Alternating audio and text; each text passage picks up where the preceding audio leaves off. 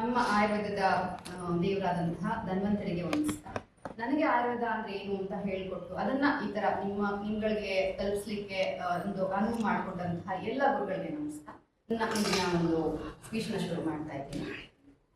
ಮೊದಲನೇದಾಗಿ ಹೇಳ್ಬೇಕಂತಂದ್ರೆ ಇದು ಎಲ್ಲದ್ರ ಹಿಂದೆ ಒಂದು ಕಿರುಪರಿಚಯನ ನಾನು ಆಯುರ್ವೇದದಲ್ಲಿ ಕೊಡೋಕೆ ಇಷ್ಟಪಡ್ತೀನಿ. ಯಾಕೆಂದ್ರೆ ಕೆಲವೊಂದನ್ನ ಹೇಳುವಾಗ ನಿಮ್ಗೆ ಇದು ಯಾಕೆ ಅನ್ನುವಂಥ ಡೌಟ್ಸ್ ಬರುತ್ತೆ. ನಾವೀಗ ಯಾವ ಅವಸ್ಥೆಯಲ್ಲಿ ಇದ್ದೀವಿ ಅಂತಂದ್ರೆ ಆಯುರ್ವೇದ ಅನ್ನುವಂಥದ್ದು ನಮ್ಮ ಭಾರತೀಯ ಶಾಸ್ತ್ರ, ಸಾವಿರಾರು ವರ್ಷಗಳ ಇತಿಹಾಸ ಇರುವಂತಹ ಈ ಪುರಾತನ ಶಾಸ್ತ್ರ ಈಗ ನಮ್ಗೆ ನಾವೇ ಹೇಳ್ಕೊಡ್ಬೇಕಾಗಿದೆ. ನಮ್ಮ ಇಂಡಿಯನ್ಸ್ಗೆ ವಾತ ಅಂದ್ರೆ ಏನು, ಪಿತ್ತ ಅಂದ್ರೆ ಏನು, ಕಫ ಅಂದ್ರೆ ಏನು ಅಂದ್ರೆ ಗೊತ್ತಿಲ್ಲ, ಆಂಟಿಬಯೋಟಿಕ್ ಅಂದ್ರೆ ಏನು ಅಂದ್ರೆ ಗೊತ್ತು, ಇನ್ಫೆಕ್ಷನ್ ಅಂದ್ರೆ ಏನು ಅಂದ್ರೆ ಗೊತ್ತು, ಎಲ್ಲ ಮಾಡರ್ನ್ ಟರ್ಮಿನಾಲಜಿಸ್ ಗೊತ್ತು. ಬಟ್ ನಮ್ಮ ವಾತ ಅಂದ್ರೆ ಡಾಕ್ಟ್ರೆ ಏನ್ ಹೇಳಿದ್ರು ವಾತ ಪಿತ್ತ ಕಫ ಅಂತೀರಾ, ಏನ್ ಡಾಕ್ಟ್ರೆ ಅದು ಅಂತ ಕೇಳ್ತಾರೆ.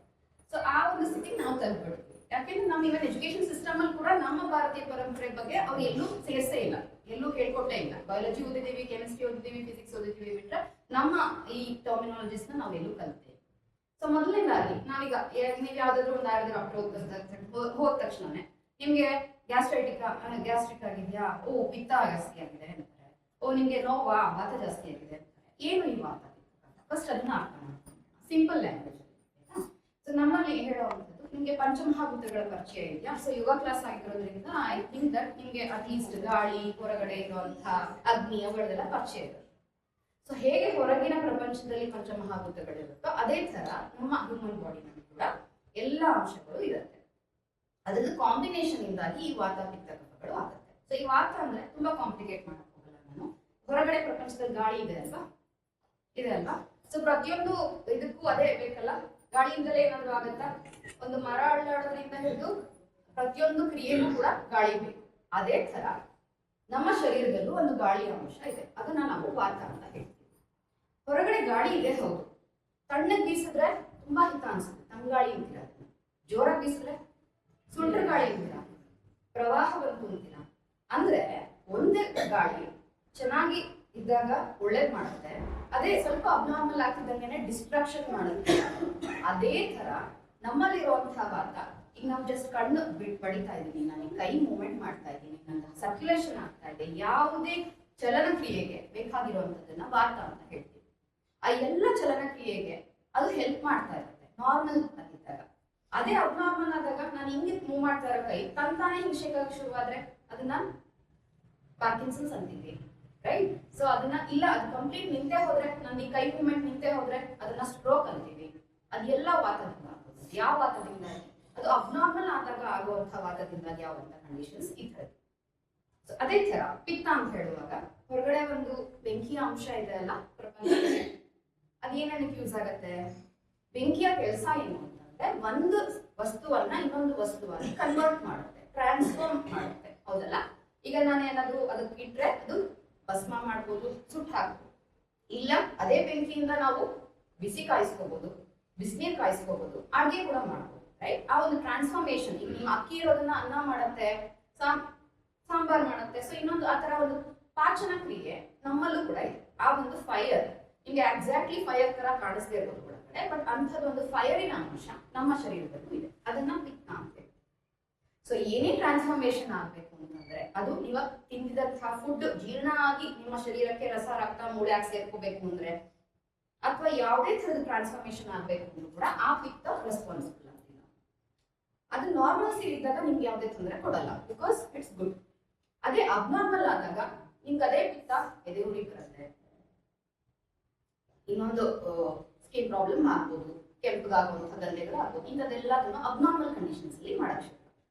ಅದೇ ತರ ಕಫಕ್ ಬರೋದಾದ್ರೆ, ಈಗ ಈ ಬಿಲ್ಡಿಂಗ್ ನೋಡ್ತಾ ಇದ್ದೀರಾ, ಈ ಬಿಲ್ಡಿಂಗ್ ಯಾವ್ದ್ರಿಂದ ಕಟ್ಟಿದ್ದಾರೆ? ಅದ್ರಲ್ಲಿ ಸಿಮೆಂಟ್ ಹಾಕಿದ್ದಾರೆ. ಬರೀ ಸಿಮೆಂಟ್ ಇಂದ ಕಟ್ಟಬಹುದಾ? ಸಿಮೆಂಟಿಗೆ ನೀರನ್ನ ಸರಿಯಾದ ಪ್ರಮಾಣದಲ್ಲಿ ಮಿಕ್ಸ್ ಮಾಡಿದಾಗ ಕಾಂಕ್ರೀಟ್ ಆಗುತ್ತೆ. ಕಾಂಕ್ರೀಟ್ ನ ಸ್ಪೆಸಿಫಿಕ್ ತರದಲ್ಲಿ ಕಟ್ಟಿದಾಗ ಅದಕ್ಕೊಂದು ರೂಪ ಬರುತ್ತೆ, ಗಟ್ಟಿ ಆಗುತ್ತೆ, ಒಂದು ಸಾಲಿಡ್ ಸ್ಟ್ರಕ್ಚರ್ ಕೊಡುತ್ತೆ. ಈಗ ಬಿಲ್ಡಿಂಗ್ ಹೆಂಗೆ ನಾವು ಇದನ್ನ ಮಾತಾಡ್ತಾ ಇದೀವೋ ಅದೇ ತರ ನಮ್ಮ ಬೋನ್ಸ್ ಇದೆ, ಇನ್ನೊಂದಿದೆ, ಮತ್ತೊಂದಿದೆ, ಆ ಒಂದು ಎಲ್ಲದಕ್ಕೂ ಒಂದು ಶೇಪ್ ಅಂಡ್ ಸ್ಟ್ರಕ್ಚರ್ ಕೊಡುವಂಥದ್ದನ್ನ ಕಫ ಅಂತ ಹೇಳ್ತೀವಿ. ಸೊ ಆ ಕಫ ಇನ್ನೊಂದಕ್ಕೂ ತುಂಬಾ ಇಂಪಾರ್ಟೆಂಟ್, ನಮ್ಮ ಇಮ್ಯುನಿಟಿಗೆ ತುಂಬಾನೇ ಇಂಪಾರ್ಟೆಂಟ್ ನಮ್ಮ ಕಫ. ಸೊ ಈ ಎಲ್ಲದನ್ನ ಬಲವನ್ನ, ನಮ್ಮ ಸ್ಟ್ರೆಂತ್ ಅನ್ನ ಮೇಂಟೈನ್ ಮಾಡುವಂಥದ್ದು ಕಫ. ಈ ಎಲ್ಲ ಅಂಶಗಳನ್ನ ಮೇಲ್ನೋಟಕ್ಕೆ ನಮ್ಗೆ ಕಾಣುತ್ತೆ. ನಾವೀಗ ಏನ್ ಹೇಳ್ತೀವಿ, ಕಫ ಬಂತು, ಗಂಟಲ ಕಫ ಬರ್ತಾ ಇದೆ, ಅದನ್ನೇ ಕಫ ಅನ್ಕೊಂಡ್ಬಿಡ್ತೀವಿ. ಅದೆಲ್ಲ ಅಬ್ನಾರ್ಮಲ್. ಸೊ ನಾರ್ಮಲ್ ಆಗಿದ್ದಾಗ ಯಾವುದು ನಮ್ಮ ಶರೀರದ ಬಲವನ್ನ ಮೇಂಟೈನ್ ಮಾಡುತ್ತೋ, ನಮ್ಮ ಶೇಪ್ ಅಂಡ್ ಸ್ಟ್ರಕ್ಚರ್ ಎಲ್ಲ ಕಡೆ ಅದನ್ನು ನೀಟಾಗಿ ಇಟ್ಕೊಳ್ಳುತ್ತೋ, ಅದನ್ನ ನಾವು ಯೂಶಲಿ ಕಫ ಅಂತೀವಿ. ಸೊ ಬಟ್ ಈ ಅಬ್ನಾರ್ಮಲ್ ಆದಾಗ ನಿಮ್ಗೆ ಏನು, ಅದು ಒಂದು ಫಾರ್ಮ್ ಆಫ್ ಕಫ ಅಷ್ಟೇ. ನಿಮ್ಗೆ ಅಲ್ಲಿ ತೊಂಟೆಯಾಗಿ ಬರ್ತಿರೋದಿರ್ಬೋದು, ಅದೆಲ್ಲ ಒಂದು ಅಬ್ನಾರ್ಮಲ್ ಫಾರ್ಮ್ ಆಫ್ ಕಫ.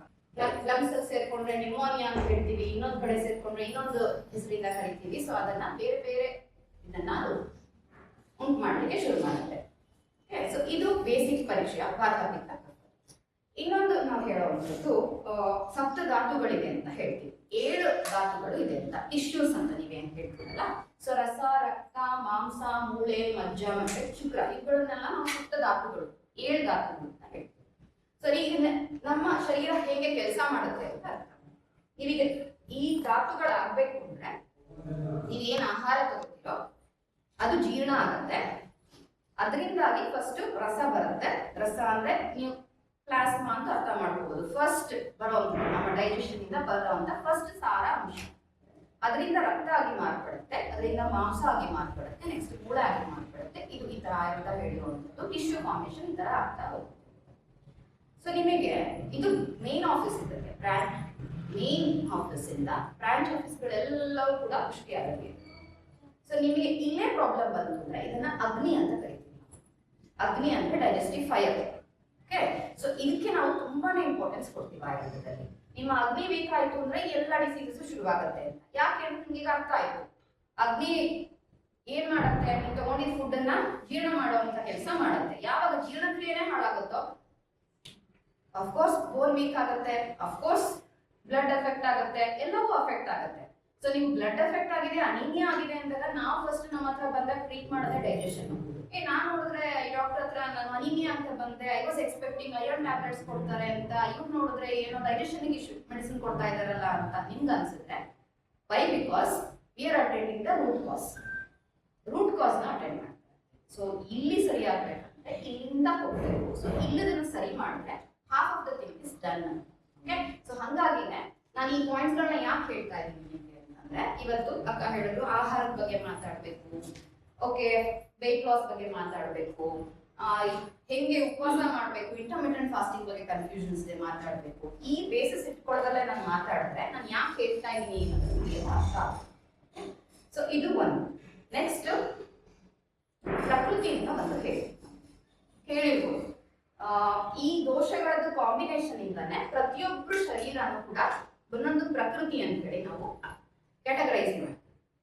ಸೊ ಅದು ಪ್ರತಿಯೊಬ್ಬರಿಗೂ ಕೂಡ ಹುಟ್ಟುತ್ತಾನೆ ಬಂದಿರುವಂತಹ ಒಂದು ಅಂಶ. ಅದನ್ನ ನಾವು ಜೀವನ ಪೂರ್ತಿ ಚೇಂಜ್ ಮಾಡಕ್ಕಾಗಲ್ಲ.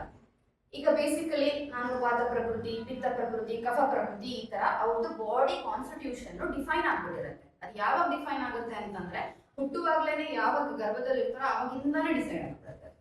ಸೊ ಅದನ್ನ ನೀವು ಏನೇ ಕಾರಣಕ್ಕೂ ಚೇಂಜ್ ಮಾಡಕ್ ಬರಲ್ಲ. ಇದಕ್ಕೊಂದು ಎಕ್ಸಾಂಪಲ್, ನೀವು ತೆಂಗಿನ ಮರ ನೋಡಿದ್ದೀರಲ್ವಾ, ಅಡಿಕೆ ಮರ ನೋಡಿದ್ದೀರ, ಎರಡೂ ಒಂದೇ ತರ ಇದೆಯಾ?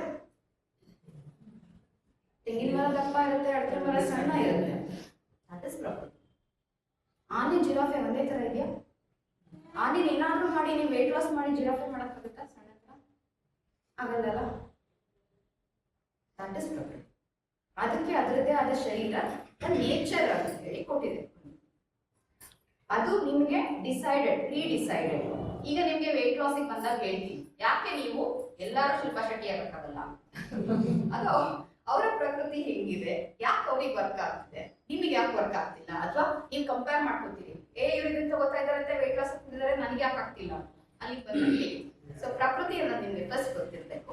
ನಿಮ್ಮ ಈಗ ವಾತ ಪ್ರಕೃತಿ ಬೇಸಿಕಲಿ ಸ್ವಲ್ಪ ಫೀಚರ್ಸ್ ಹೇಳ್ಬಿಡ್ತೀನಿ, ತುಂಬಾನೇ ಫೀಚರ್ಸ್ ಇರುತ್ತೆ. ನಾವು ಅದನ್ನ ನೋಡ್ಕೊಂಡು ಡಿಸೈಡ್ ಮಾಡ್ತಿದ್ದೀವಿ ಯಾವ ಪ್ರಕೃತಿ ಅಂತ. ಸೊ ವಾತ ಪ್ರಕೃತಿಯವರು ಯೂಶಲಿ ನೋಡಕ್ಕೆ ಥಿನ್ ಇರ್ತಾರೆ, ಟಾಲ್ ಇರ್ತಾರೆ, ಸ್ವಲ್ಪ ಕಾಂಪ್ಲೆಕ್ಷನ್ ಅಲ್ಲೂ ಸ್ವಲ್ಪ ಡಲ್ ಇರ್ತಾರೆ. ಇದೆಲ್ಲ ವಾತ ಪ್ರಕೃತಿಯವರು. ಈಗ ಅವ್ರದ್ದು ಫುಡ್ ನೇಚರ್ ಅಂತ ಬಂದಾಗ ಅವ್ರಿಗೆ ಹಸಿವೆ ತುಂಬಾ ಇರೆಗ್ಯುಲರ್ ಇರುತ್ತೆ. ಕೆಲವೊಂದ್ಸಲ ತುಂಬಾ ಚೆನ್ನಾಗಿ ಹಸಿವಾಗುತ್ತೆ ಡಾಕ್ಟ್ರೆ, ಕೆಲವೊಂದ್ಸಲ ಹಸಿವೆ ಆಗಿಲ್ಲ. Irregular patterns. ಮೋಷನ್ ಆಲ್ಮೋಸ್ಟ್ ತುಂಬಾನೇ ಟೈಟ್ ಇರುತ್ತೆ, ಅವ್ರಿಗೆ ರೆಗ್ಯುಲರ್ ಆಗಿ ಮೋಷನ್ ಕೂಡ ಹೋಗಲ್ಲ. ಯಾಕೆ ಹೇಳ್ತಾ ಇದ್ದೀನಿ ಅಂದ್ರೆ, ಅಕ್ಕ ಹೇಳಿದ್ರು ಕಾನ್ಸ್ಟಿಪೇಷನ್ ಬಗ್ಗೆ ಮಾತಾಡ್ತೀನಿ. ನಿಮ್ಗೆ ನಾರ್ಮಲ್ಸಿ ಯಾವುದು ಅಂತ ಗೊತ್ತಿಲ್ಲ ಅಂದ್ರೆ ನೀವು ಅದನ್ನ ಅಬ್ನಾರ್ಮಲ್ ಅಂತ ಟ್ರೀಟ್ ಮಾಡ್ಕೋತಾ ಇರ್ತೀರಾ. ನಿಮ್ ಪ್ರಕೃತಿ ವಾತ ಆಗಿದ್ರೆ constipation is natural to you. Times you need not have any ಟ್ರೀಟ್ಮೆಂಟೇ ಬೇಕಿಲ್ಲ ಅದಕ್ಕೆ, ಆಯ್ತಾ? ಯಾಕೆಂದ್ರೆ ಅದು ನಿಮ್ಮ ಪ್ರಕೃತಿ. ಅದ್ರ ಪ್ರಕಾರ ನಿಮ್ಗೆ ಒಂದ್ ಸ್ವಲ್ಪ ಹಾರ್ಡ್ ಆಗತ್ತೆ ಸ್ಕೂಲ್ಸ್, ರೆಗ್ಯುಲರ್ ಆಗಿ ಆಗದೆ ಇರ್ಬೋದು. ಅದೆಲ್ಲ ವಾತ ಪ್ರಕೃತಿಯ ಲಕ್ಷಣಗಳು. ಅದೇ ತರ ಪಿತ್ತ ಪ್ರಕೃತಿಗೆ ಬಂದ್ರೆ, ಈ ವಾತ ಪ್ರಕೃತಿಯವರು ಇವನ್ ನಾವು ಮೆಂಟಲ್ ಇದನ್ನ ಕೂಡ ಹೇಳ್ತೀವಿ. ವಾತ ಪ್ರಕೃತಿಯವರು ತುಂಬಾನೇ ಚಂಚಲ ಮನಸ್ಸು, ಆರಂಭ ಶೂರಕ ಅಂತ ಹೇಳ್ತೀವಿ. ಯಾರು ಕೆಲಸ ಶುರು ಮಾಡುವಾಗ ಅವ್ರಿಗಿರುವಂತಹ ಉತ್ಸಾಹ ನೆಕ್ಸ್ಟ್ ಇರಲ್ಲ. ಸೊ ಇದೆಲ್ಲ ವಾತ ಪ್ರಕೃತಿ ಲಕ್ಷಣಗಳು. ಸೊ ನಾವು ಬರೀ ಫಿಸಿಕಲ್ ಆಸ್ಪೆಕ್ಟ್ಸ್ ಅಲ್ಲಿ ಹೇಳಲ್ಲ, ಮೆಂಟಲ್ ಆಸ್ಪೆಕ್ಟ್ಸ್ ಕೂಡ ಡಿಸೈಡ್ ಆಗುತ್ತೆ ಅವ್ರ ಪ್ರಕೃತಿಯ ಬೇಸಿಸ್ ಮೇಲೆ. ಈವನ್ ಹೆಂಗೆ ಅಂದ್ರೆ ಸ್ಲೀಪಿಂಗ್ ಪ್ಯಾಟರ್ನ್ ಕೂಡ ಡಿಸೈಡ್ ಆಗುತ್ತೆ. ಈಗ ಒಬ್ರು ಯಾರಾದ್ರೂ ಇನ್ಸಾಮ್ನಿಯಾ ಅಥವಾ ಸ್ಲೀಪ್ಲೆಸ್ನೆಸ್ ಅಂತ ನಮ್ಮ ಹತ್ರ ಬರ್ತಿದ್ದಾರೆ ಅಂತಂದ್ರೆ ಅವ್ರು ವಾತ ಪ್ರಕೃತಿಯವರಾದ್ರೆ ಅವರಿಗೆ ವೆರಿ ನ್ಯಾಚುರಲ್. ಅವರಿಗೆ regular pattern of sleep is natural for there body constituency. So ಹಂಗಾಗಿ ಅವ್ರನ್ನ ನಾವು ಟ್ರೀಟ್ ಮಾಡ್ಬಿಟ್ಟು ನಾವು ಕಂಪ್ಲೀಟ್ ಏನೋ ಪೀಸ್ಫುಲ್ ಸ್ಲೀಪ್ ತರ ಮಾಡ್ತೀವಿ ಅಂತಂದ್ರೆ they are going against the nature. ಇದನ್ನ ನೀವು ಅರ್ಥ ಮಾಡ್ತೀವಿ. ಸೊ ಪ್ರಕೃತಿಗೆ ಡಿಸೈಡ್ ಆಗುವಾಗ್ಲೇನೆ ನಿಮ್ಮ ಒಂದು ಹಸುವೆಯಿಂದ ಹಿಡಿದು ಜೀರ್ಣ ಶಕ್ತಿಯಿಂದ ಹಿಡಿದು even your skin tone everything. YouTube videos ತೋರಿಸ್ತಾರಲ್ಲ, ಇದು ಹಚ್ಕೊಂಡು ಬೆಳಗಾಗ್ಬಿಟ್ಟೆ ಕಫ ಪ್ರಕೃತಿಯವರು ಇರ್ತಾರೆ, ಅವ್ರ ಸ್ಕಿನ್ ಏನು ಹಚ್ಚದೆ ಬೇಡ ಅಷ್ಟು ಗ್ಲೋ ಆಗ್ತಿರುತ್ತೆ. ಕಫ ಪ್ರಕೃತಿಯವ್ರ ಸ್ಕಿನ್ ಅಷ್ಟು ಹೆಲ್ದಿ, ಅಷ್ಟು ಗ್ಲೋಯಿಂಗ್ ಇರುತ್ತೆ. ಅಂಥ ವಿಡಿಯೋ ಮಾಡ್ಬಿಟ್ಟು ನಿಮ್ಗೆ ವಾತ ಪ್ರಕೃತಿಯವರಿಗೆ ನೀವು ಹಿಂಗ್ ಬೆಳಗಾಗ್ತೀರಾ ಅಂದ್ರೆ it is not reality. So ಅದೇ ತರ ಪಿತ್ತ ಪ್ರಕೃತಿ ಅಂತ ಬಂದ್ರೆ ಸೂಕ್ಷ್ಮಕ್ಕೆ ಹೇಳೋದಾದ್ರೆ ಪಿತ್ತ ಆದ್ರೆ ನಿಮ್ಗೆ ಆಲ್ರೆಡಿ ಗೊತ್ತಿರುತ್ತೆ. ಇವ್ರು ಪಿತ್ತ ಜಾಸ್ತಿ ಅಪ್ಪ, ಕೋಪ ಜಾಸ್ತಿ, ಹಸ್ವೆ ಜಾಸ್ತಿ, ಬೆವರದ್ ಜಾಸ್ತಿ, ಎಲ್ಲವೂ ಈ ತರದೆಲ್ಲ ಉಷ್ಣ ಪ್ರಕೃತಿ. ಸೊ ವಾತ ಪ್ರಕೃತಿಯವರು ಸ್ವಲ್ಪ ಶೀತ ತಡೆಯಲ್ಲ, ಥಂಡಿ ಬೇಗ ಆಗುತ್ತೆ, ಆ ತರದಾದ್ರೆ ಪಿತ್ತದವರು ಎಲ್ಲ ಬರೀ ಉಷ್ಣ ಸಂಬಂಧಿ. ಇವಾಗ ಈ ಪ್ರಕೃತಿ ಯಾಕೆ ಇಂಪಾರ್ಟೆಂಟ್ ಆಗುತ್ತೆ ಅಂದ್ರೆ ಯಾವುದಕ್ಕೆ ಪ್ರೋನ್ ಅವರು ಅಂತ ಅರ್ಥ ಮಾಡ್ಕೊಳ್ಳೋದು ಕೂಡ ಪ್ರಕೃತಿ ಇಂಪಾರ್ಟೆಂಟ್. ಪಿತ್ತದವರು ಜಾಸ್ತಿ ಪಿತ್ತ ಸಂಬಂಧಿ ಕಾಯಿಲೆಗಳಿಗೆ ಅವರು ಜಾಸ್ತಿ ಒಳಗಾಗ್ತಾರೆ, ಯಾಕೆಂದ್ರೆ ಅವ್ರ ಪ್ರಕೃತಿನೇ ಪಿತ್ತ. ಈ ಬ್ಯಾಕ್ ಗ್ರೌಂಡ್ ಯಾಕೆ ಬೇಕು ಅಂದ್ರೆ ನನ್ನ ಆಹಾರ ವಿಹಾರ ದಿನಚರಿ ಹೇಗೆ ಇಟ್ಕೋಬೇಕು ಅಂತ ಗೊತ್ತಿರ್ಬೇಕಂದ್ರೆ ನಿಮಗೆ ನಿಮ್ಮ ಪ್ರಕೃತಿ ಗೊತ್ತಿರುತ್ತೆ. ಓಕೆ, ನನ್ನ ಪಿತ್ತ ಪ್ರಕೃತಿ. ಸೊ ಹಂಗಾಗಿ ನಾನು ಉಷ್ಣಧನ ಜಾಸ್ತಿ ಬಳಸಬಾರ್ದು ಅಥವಾ ಎಷ್ಟು ಹಿತಾಮಿತದಲ್ಲಿ ಬಳಸಬೇಕು, ನನ್ನ ಆಹಾರ ವಿಹಾರ ಹೇಗಿರ್ಬೇಕು, ನನ್ನ ದಿನಚರಿ. ಈಗ ನಾನು ವ್ಯಾಯಾಮ ಮಾಡಿದ್ರು ಕೂಡ ಕಮ್ ಟು ದಟ್ ಎಕ್ಸಸೈಸ್ ಬಗ್ಗೆ ಹೇಳ್ತೀನಿ. ಸೊ ಎಕ್ಸಸೈಸ್ ಮಾಡಿದ್ರು ಕೂಡ ನನ್ನ ಕೆಪಾಸಿಟಿ ಎಷ್ಟು, ನಾನು ಎಷ್ಟು ಮಾಡಬೇಕು. 10,000 steps is not A standard protocol for every one. ಈಗ ಎಲ್ಲ ಕೊಡ್ತಾ ಇರುವಂತಹ ಇದೇನಿಲ್ಲ ಸ್ಟ್ಯಾಂಡರ್ಡ್ ಪ್ರೋಟೋಕಾಲ್ಸ್. ಆಯುರ್ವೇದ ಅದನ್ನ ಯಾವುದೇ ಕಾರಣಕ್ಕೂ ಒಪ್ಪಲ್ಲ. ಯಾಕೆ ಅಂದ್ರೆ ಯು ಆರ್ ಅನ್ ಇಂಡಿವಿಜುವಲ್. ನಾನು ನಮ್ಮ ಮನೆ ಊಟ ಕರಿತೀನಿ, ಇನ್ನು 4 ಜನ ಕರೆದ್ಬಿಟ್ಟು ನಾನು 10 ರೊಟ್ಟಿ ಮಾಡಿದ್ದೀನಿ ತಿನ್ಲೇಬೇಕು, ಯಾಕೆಂದ್ರೆ ಇಷ್ಟರಲ್ಲಿ ಇಷ್ಟು ಕ್ಯಾಲೋರೀಸ್ ಇರುತ್ತೆ, ಇದು ಒಳ್ಳೇದು, ಇದಕ್ಕೆ ಈ ಸ್ಟ್ಯಾಂಡರ್ಡ್ ಆಗಿ ನೀವು ಇಷ್ಟೇ ತಿನ್ಬೇಕು ಅಂತ ಹೇಳಿದ್ರೆ ನಿಮ್ಗೆ ಆಗುತ್ತಾ? ಇನ್ನು 4 ಜನಕ್ಕಾಗತ್ತಾ? ಒಬ್ರು 1 ರೊಟ್ಟಿಗೆ ಹೊಟ್ಟೆ ತುಂಬುತ್ತೆ, ಇನ್ನೊಬ್ರು 2 ರೊಟ್ಟಿ ತಿನ್ಬೋದು, ಮ್ಯಾಕ್ಸಿಮಮ್ 3 ರೊಟ್ಟಿ ತಿನ್ಬೋದು. ನಾನು ಕ್ಯಾಲೋರೀಸ್ ಎಲ್ಲ ಕೌಂಟ್ ಮಾಡ್ಬಿಟ್ಟು 10 ರೊಟ್ಟಿ ತಿನ್ಲೇಬೇಕು, ನಿಮ್ಮ ಶರೀರಕ್ಕೆ ನಿಮ್ಮ ವಯಸ್ಸಿಗೆ ಅನುಗುಣವಾಗಿ ನಾನು ಅಡುಗೆ ಮಾಡಿದ್ದೀನಿ ಇಷ್ಟು ತಿನ್ಲೇಬೇಕು ಅಂತಂದ್ರೆ is it possible? Then why do you follow regarding the exercise? Exercise ವಿಷಯದಲ್ಲಿ ಯಾಕೆ ಹಂಗೆ ಅನ್ಕೋತೀರಿ? ಅವ್ರು ಅಷ್ಟು ಮಾಡ್ತಾರೆ ನಾನು ಅಷ್ಟು ಮಾಡ್ಲೇಬೇಕು. ನಿಮ್ಮ ಪ್ರಕೃತಿನೇ ಬೇರೆ ಇದೆ. ವಾತ ಪ್ರಕೃತಿಯವ್ರು ಜಾಸ್ತಿ ಎಕ್ಸಸೈಸ್ ಮಾಡಂಗಿಲ್ಲ, ಮಾಡಬಾರ್ದು, ತುಂಬಾ ಕಡಿಮೆ ಎಕ್ಸಸೈಸ್ ಮಾಡ್ಬೇಕು. ಮತ್ತೆ ಪಿತ್ತ ಪ್ರಕೃತಿಯವರು ಬೇಗ ಸ್ವೆಟ್ ಆಗ್ತಾರೆ. ಸೊ ಎಕ್ಸಸೈಸ್ ಬಂದಾಗ ವಿಷಯಕ್ಕೆ ಬಂದಾಗ ನಾನು ಹೇಳ್ತೀನಿ ಪ್ರಾಪರ್ ಆಗಿ what is the time to exercise, how to exercise, each and everything. ಈ ಪ್ರಕೃತಿ ಬಗ್ಗೆ ಹೇಳ್ತಿರೋದ್ರಿಂದ ಒಂದು ಪರಿಚಯ ಆಗಿದೆ. ನೆಕ್ಸ್ಟ್ ಕಫ ಪ್ರಕೃತಿ. ಈಗ ಪಿತ್ತ ಪ್ರಕೃತಿಯವರು ಈವನ್ ಮೆಂಟಲ್ ಇದಕ್ಕೆ ಬಂದಾಗ ಕೋಪ ತುಂಬಾ ಬೇಗ ಬರುತ್ತೆ, ಅವರೊಂಥರ and they are also very sharp, intelligent, creative ಅಂತದೆಲ್ಲ. ಕಫ ಪ್ರಕೃತಿ ಅಂತ ಬಂದಾಗ ಕಫ ಅಂತ ಅಂದ್ರೇನೆ ಅದೊಂಥರ ಸ್ವಲ್ಪ ಲೇಸಿ, ಸ್ವಲ್ಪ ಏನದು ಸ್ಲೋ. ಇವ್ರು 1 ಗಂಟೆ ಊಟ ಮಾಡ್ತಾರೆ, ವಾತದವರಾದ್ರೆ ತಟ್ಟೆಗೆ ಬಡಿಸಿ ನೋಡೋಷ್ಟೊತ್ತಿ ಖಾಲಿ, ಒಟ್ಟಿಗೆ ಊಟ ಕೂತಿರ್ತೀರಾ. ಅದು ವಾತ ಪ್ರಕೃತಿಯವ್ರ ನೇಚರ್. ಬಟ್ ಅಂತ ಎಲ್ಲ fast fast fast fast fast. ಅದೇ ಕಫದವರು ಅದು ತಣ್ಣಗಾಗಿ ಯಾರು ಇವ್ರಿಗೆ ಬೇಕಾದ್ರೆ ಜೀರ್ಣವಾಗೋಗಿರುತ್ತೆ ಪಿತ್ತದವರಿಗೆ, ಅಷ್ಟಾದ್ರೂ ಇವ್ರು ಊಟ ಮಾಡ್ತಾರೆ. That is the nature of ಕಫ ಪ್ರಕೃತಿ. ಕಫ ಪ್ರಕೃತಿಯವರು they are very slow, steady. ಅವರು ಥಿಂಕಿಂಗ್ ಅಲ್ಲಿ ಡಿಸಿಷನ್ ಅಲ್ಲಿ slow, but they are very stable. Mind ಸೆಟ್ಟಿಗೆ ಬರೋದಾದ್ರೆ ತುಂಬಾನೇ ಸ್ಟೇಬಲ್. ಅವರು ಒಂದ್ಸಲ ಡಿಸೈಡ್ ಮಾಡಿದ್ರೆ ಮಾಡೇ ಮಾಡ್ತಾರೆ. ವಾತ ಪ್ರಕೃತಿಯವ್ರ ತರ ಅಲ್ಲ, ಚಂಚಲ ಅಲ್ಲ, ಡಿಸಿಷನ್ ಚೇಂಜ್ ಮಾಡಲ್ಲ, ಅದು ತುಂಬಾ ಯೋಚನೆ ಹಂಗಲ್ಲ. ಸೊ ಪಿತ್ತದವರು ಸ್ಪಾಂಟೇನಿಯಸ್. ಈ ತರ ಇದ್ದಾಗ ಕಫ ಪ್ರಕೃತಿಯವ್ರದ್ದು ಬೇಸಿಕ್ ಬಿಲ್ಟ್ ಹೆಂಗಿರುತ್ತೆ ಅಂತಂದ್ರೆ ನಾನು ಈಗ ಹೇಳಿದ್ನಲ್ಲ ಆನೆ ತರ. ಆನೆ ನೀವು ಏನಾದ್ರೂ ಮಾಡಿ ಸಣ್ಣ ಮಾಡಕ್ಕಾಗುತ್ತಾ? That's is nature. Nature has given the body ಅದಕ್ಕೆ ಆ ತರ. ಸೊ ಹಂಗಿರುವಾಗ ಅದು ಅವರು ಏನೇ ಎಕ್ಸರ್ಸೈಸ್ ಮಾಡಿದ್ರು ಕೂಡ ಈ ವಾತ ಪ್ರಕೃತಿಯವ್ರ ತರ ಆಗಕ್ಕಾಗಲ್ಲ. ಅದನ್ನ ನಾವು ಫಸ್ಟ್ ಅರ್ಥ ಮಾಡ್ಕೋಬೇಕು. ನನ್ನ ಬಾಡಿ ನೇಚರ್ ಈ ತರ ಇದೆ. So this is my normal body weight. ನಂದು ಚೀಕ್ ಸ್ಟಬ್ಬಿನೇ ಇರುತ್ತೆ, ನಂದು ಏನಿದ್ರು ಹಿಂಗಾಗಲ್ಲ. Because this is my body nature, ನಂದು ಕಫ. ಇದನ್ನ ಅವ್ರು ಅರ್ಥ ಮಾಡ್ಕೊಂಡ್ರೆ ಈ ವೇಟ್ ಲಾಸ್ ಅಂತ ಬಂದಾಗ ಈ ಎಲ್ಲ ಕನ್ಫ್ಯೂಷನ್ಸ್ ಬರಲ್ಲ, ಈ ಎಲ್ಲ ಕಂಪ್ಯಾರಿಸನ್ಸ್ ಬರಲ್ಲ. ಮತ್ತೆ ಕಫ ಪ್ರಕೃತಿಯವರಿಗೆ ತುಂಬಾ ಕಡಿಮೆ ಹಸಿವೆ. ಆಕ್ಚುಲಿ ಹೇಳಕ್ ಕೇಳಿದ್ವಿ, ನಾನು ಏನೋ ತಿನ್ನಲ್ಲ, ಆದ್ರೂ ದಪ್ಪನೇ, ನನ್ ದಪ್ಪನೇ. ಆಕ್ಚುಲಿ ಅವ್ರು ಅಷ್ಟು ತಿಂತಾರೆ, ನಾನು ಅಷ್ಟು ತಿನ್ನೋದೇ ಇಲ್ಲ. ಕಫ ಪ್ರಕೃತಿಯವರು ಬೇಸಿಕಲಿ ಅವ್ರದ್ದು ಬಿಲ್ಟೇ ಹಂಗಿರುತ್ತೆ, ಹಸಿವೆ ಕಡಿಮೆನೇ ಇರುತ್ತೆ, ಡೈಜೆಷನ್ ಕಡಿಮೆನೇ ಇರುತ್ತೆ, ಬಟ್ ಅವ್ರ ವೇಟ್ ಬಿಲ್ಟ್ ಎಲ್ಲವೂ ಕೂಡ ಚೆನ್ನಾಗಿ ದಪ್ಪ ಅನ್ನೋ ತರ ಇರ್ತಾರೆ. So even when you body shame ಮಾಡುವಾಗ ಕೂಡ ನೋಡ್ಬೇಕು, ಅಂದ್ರೆ ನಾನು ಹಂಗೆ ಇದ್ದಾರ. ನ್ಯಾಚುರಲಿ ಅವ್ರದ್ದು ಫ್ಯಾಮಿಲಿನಲ್ಲೇ ಕೆಲವೊಬ್ರು ಎಲ್ಲ ಹಂಗೆ, ಹೋಲ್ ಫ್ಯಾಮಿಲಿನೇ ಆತರ ಉದ್ದ ದಪ್ಪ ಆತರ ಎಲ್ಲ ಕಫ ಪ್ರಕೃತಿ ಲಕ್ಷಣ. ಸೊ ಇದು ಪ್ರಕೃತಿ ಅಂತ ಹೇಳೋದು. ಓಕೆ.